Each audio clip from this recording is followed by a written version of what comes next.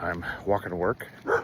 It's just past, it's almost 6:40 in the morning, or excuse me, 5:40 in the morning.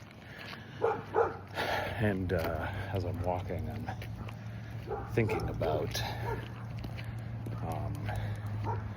what I wrote about Jill Lepore's The Name of War, and her point that what the colonists did through their literature about the war, and what later Americans did with their literature about the war, how that resembles in its function the ritual torture that Algonquin Indians subjected their prisoners of war to on both sides, because there were Algonquins on both sides. There were Algonquins fighting against the colonists, and there were Algonquins fighting alongside the colonists. And really, the colonial victory really ought to be attributed to the indigenous allies on the side of the colonists, who were the ones who did most of the fighting and most of the effective fighting. And even their contribution is transformed through the colonial and later American literature on the war. But Jill Lepore contrasts or juxtaposes these two events, or these two phenomenons. One, the ritual torture Algonquins subject their captives to, and colonial literary reconstructions of the war and its meaning. And her point is that what the Indians are doing to their captives is performing the same function as what the colonists are doing to the war by reconstructing the events through literature. And as I'm thinking about that this morning, I'm thinking about my own experience in Iraq, which is something that I've been trying to write about. And it's slow going. It's not easy. It needs work, and I need to work on it more. But I'm thinking about it this morning in a lot of ways, what I did. And this is a reflection on me. You know, if somebody else wants to apply this in a more general way, that's on them. My experience in the war is really my experience, and I don't know that it should be generalized as a rule. I don't know. But I think about, what I did in 2006 in Ramadi, and how it resembles this the function of this indigenous torture, this ritualized torture, where the victim of the torture is transformed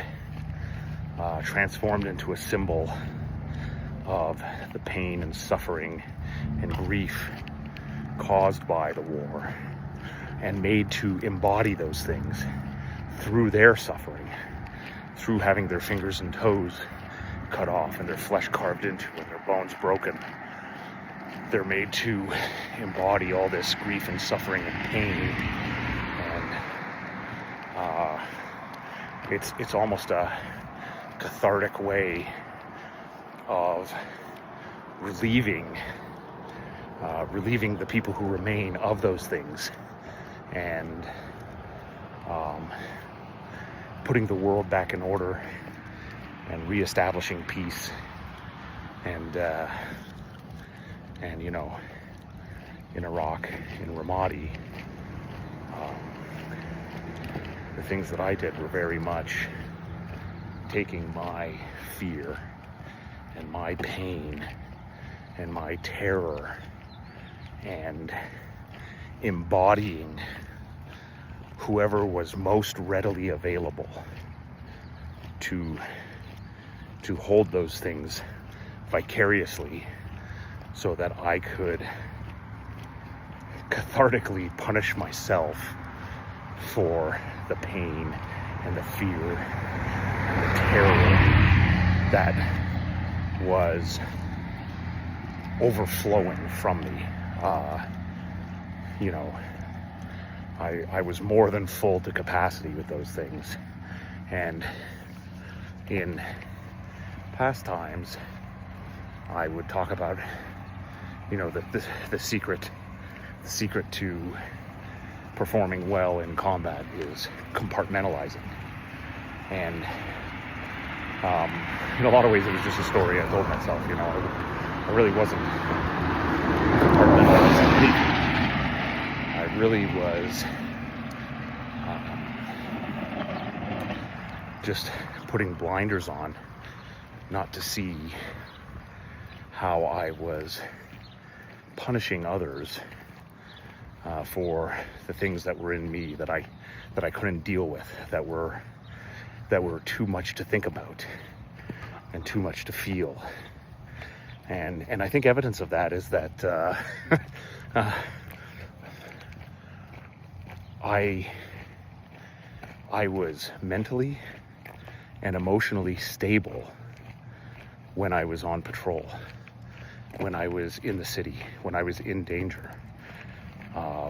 But then the times that were difficult for me were times where we would come back from patrol, come back on the base, and we would have some time to eat and refit our vehicles and sleep and to sit and think.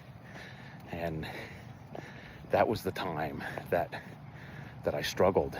That was the time where emotionally I'd become unbalanced, mentally I'd become unbalanced, and the tragedy, I think, the greatest tragedy for my experience, as far as my experience goes, is that the people that I was causing to embody this terror and pain and fear,